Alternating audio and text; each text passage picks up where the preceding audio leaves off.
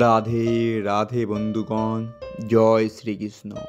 সমগ্র শ্রীমদ্ ভগবদ্গীতা এবং বাংলা অনুবাদ শুনতে সঙ্গে থাকুন। আজ শ্রীমদ্ ভগবদ্গীতার সপ্তম অধ্যায় বিজ্ঞান যোগ, শ্লোক 24। ওম নমো ভগবত বাসুদেবায়। অব্যক্তাং ব্যক্তিমাপন্ন মন্যতে মম বুদ্ধয় পরং ভাবমজান্ত মমব্যয়ো মনুত্তম। অর্থাৎ বুদ্ধিহীন মানুষেরা যারা আমাকে জানে না, মনে করে যে আমি পূর্বে অব্যক্ত নির্বিশেষ ছিলাম, এখন ব্যক্তিত্ব পরিগ্রহ করেছি। তাদের অজ্ঞতার ফলে তারা আমায় অব্যয় ও সর্বোত্তম পরম ভাব সম্বন্ধে অবগত নয়। এর তাৎপর্য পূর্ববর্তী শ্লোকে দেব উপাসকদের অল্প বুদ্ধি সম্পন্ন বলে বর্ণনা করা হয়েছে এবং এখানে নির্বিশেষবাদীদেরও সেই রকম বুদ্ধিহীন বলে বর্ণনা করা হয়েছে। ভগবান শ্রীকৃষ্ণ তার স্বরূপে অর্জুনের সঙ্গে এখানে কথা বলছেন, অথচ নির্বিশেষবাদীরা এতই মূর্খ যে অন্তিমে ভগবানের কোনো রূপ নেই বলে তারা তর্ক করে। শ্রী রামানুচার্য পরম্পরায় মহিমাময় ভগবত ভক্ত শ্রী যমুনাচার্য এই সম্পর্কে একটি অতি সমীচীন শ্লোক রচনা করেছেন। তিনি বলেছেন, হে ভগবান, মহামুনি ব্যাসদেব, নারদ আদি ভক্তেরা তোমাকে পরমেশ্বর ভগবান বলে জানেন। বিভিন্ন বৈদিক শাস্ত্র উপলব্ধির মাধ্যমে তোমার গুণ, রূপ, লীলা আদি সম্বন্ধে অবগত হওয়া যায় এবং জানতে পারা যায় যে তুমিই পরমেশ্বর ভগবান। কিন্তু রজ ও তমগুণের দ্বারা আচ্ছাদিত অভক্ত অসুরেরা কখনোই তোমাকে জানতে পারে না, কারণ তোমার তত্ত্ব হৃদয়ঙ্গম করতে তারা সম্পূর্ণ অসমর্থ।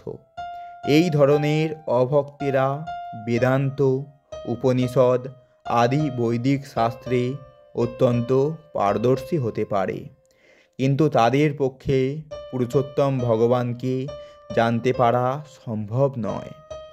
ব্রহ্ম সংহিতাতে বলা হয়েছে যে কেবল বেদান্ত শাস্ত্র অধ্যয়ন করার মাধ্যমে পরমেশ্বর ভগবানকে জানতে পারা যায় না।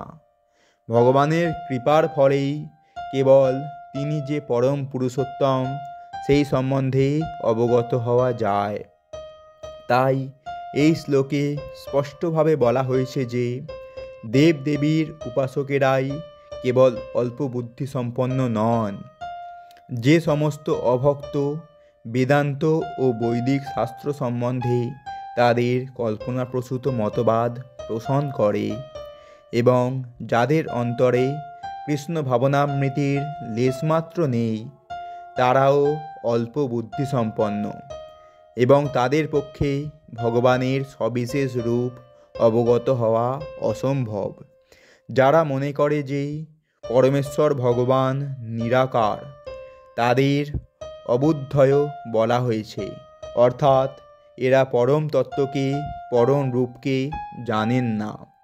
শ্রীমদ্ ভাগবতে বলা হয়েছে যে অদ্বয় জ্ঞানের সূচনা করা হয় নির্বিশেষ ব্রহ্ম থেকে, তারপর তা পরমাত্মা স্তরে উন্নীত হয়।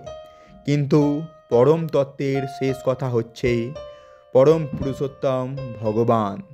আধুনিক যুগের নির্বিশেষবাদীরা বিশেষভাবে মূর্খ, কারণ তারা এমনকি তাদের পূর্বতন মহান আচার্য শঙ্করাচার্যের শিক্ষাও অনুসরণ করে না, যিনি বিশেষভাবে নির্দেশ দিয়ে গেছেন যে শ্রীকৃষ্ণই হচ্ছেন পরম পুরুষোত্তম ভগবান। নির্বিশেষবাদীরা তাই পরম তত্ত্ব সম্পর্কে অবগত না হয়ে মনে করে যে শ্রীকৃষ্ণ ছিলেন দেবকী ও বাসুদেবের সন্তান মাত্র, অথবা একজন রাজকুমার, অথবা একজন অত্যন্ত শক্তিশালী জীব মাত্র। ভগবদ্গীতায় ভগবান এই ভ্রান্ত ধারণার নিন্দা করে বলেছেন, অবজান্তনে মাং মূঢ়ং মনুষ্যং তনুমাশ্রিতাম। অত্যন্ত মূঢ় লোকগুলি কেবল আমাকে একজন সাধারণ মানুষ বলে মনে করে আমাকে অবজ্ঞা করে। প্রকৃতপক্ষে ভক্তি সহকারে ভগবানের সেবা করে কৃষ্ণ ভাবনা অর্জন না করলে কখনোই শ্রীকৃষ্ণকে উপলব্ধি করা যায় না। শ্রীমদ্ ভাগবতে এই কথা প্রতিপন্ন করে বলা হয়েছে, হে ভগবান, আপনার শ্রীচরণ কমলের কণামাত্র কৃপা যে লাভ করতে পারে, সে আপনার মহান পুরুষত্বের উপলব্ধি অর্জন করতে পারে। কিন্তু যারা পরম পুরুষোত্তম ভগবানকে উপলব্ধির উদ্দেশ্যে কেবলই জল্পনা কল্পনা করে, তারা বহু বছর ধরে বেদ অধ্যয়ন করতে থাকলেও আপনাকে জানতে সক্ষম হয় না। কেবলমাত্র জল্পনা কল্পনা আর বৈদিক শাস্ত্রের আলোচনার মাধ্যমে পরম পুরুষোত্তম শ্রীকৃষ্ণের নাম, রূপ, লীলা আদি জানতে পারা যায় না। তাকে জানতে হলে অবশ্যই ভক্তিযোগের পন্থা অবলম্বন করতে হয়।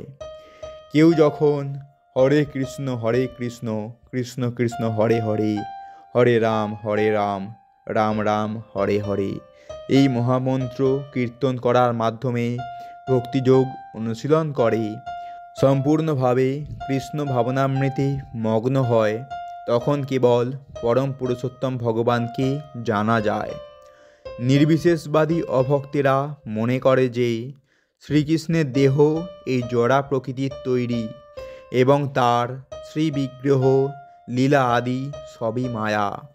এই ধরনের নির্বিশেষবাদীদের বলা হয় মায়াবাদী। তারা পরম তত্ত্ব সম্বন্ধে সম্পূর্ণ অজ্ঞ। 20 শ্লোকে সুস্পষ্টভাবে বলা হয়েছে, কামনা বাসনা দ্বারা যারা অন্ধ, তারাই বিভিন্ন দেবদেবীর শরণাগত হয়। এটিও স্বীকৃত হয়েছে যে ভগবানের পরম ধাম ছাড়াও বিভিন্ন দেবদেবীর নিজস্ব ভিন্ন ভিন্ন গ্রহলোক আছে।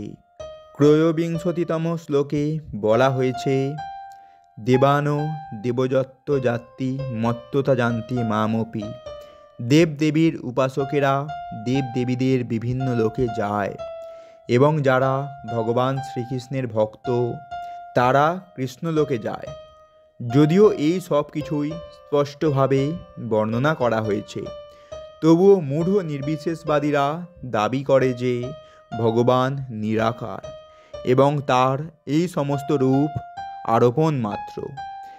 গীতা পড়ে কি কখনো মনে হয় যে বিভিন্ন দেবদেবী ও তাদের লোকগুলি নির্বিশেষ?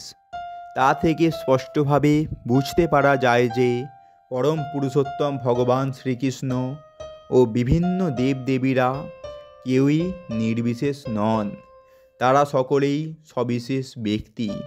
শ্রীকৃষ্ণ হচ্ছেন পরম পুরুষোত্তম ভগবান এবং তার নিজস্ব গ্রহধাম আছে এবং দেবদেবীদেরও তাদের ভিন্ন ভিন্ন গ্রহলোক আছে। তাই অদ্বৈতবাদীদের মতবাদ এই যে তা সত্য বলে প্রমাণিত হয়।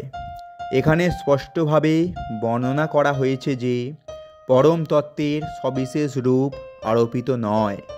ভগবদ্গীতা থেকে আমরা স্পষ্টভাবে বুঝতে পারি যে বিভিন্ন দেবদেবীর ও ভগবানের রূপ একই সঙ্গে বিদ্যমান এবং ভগবান শ্রীকৃষ্ণের রূপ সচ্চিদানন্দময়। বেদেও বারবার উল্লেখ করা হয়েছে যে পরম তত্ত্ব হচ্ছেন আনন্দ মোহভাস, অর্থাৎ স্বভাবতই তিনি চিৎ ঘনানন্দ এবং তিনি অনন্ত শুভ মঙ্গলময় গুণের আধার। গীতাতে ভগবান বলেছেন যে যদিও তিনি অজ, তবুও তিনি আবির্ভূত হন। গীতার মাধ্যমে ভগবানের সম্বন্ধে এই সমস্ত তত্ত্ব আমরা স্পষ্টভাবে উপলব্ধি করতে পারি। মায়াবাদীরা যে মনে করে ভগবান নির্বিশেষ, সেটি তাদের ধারণারও অতীত।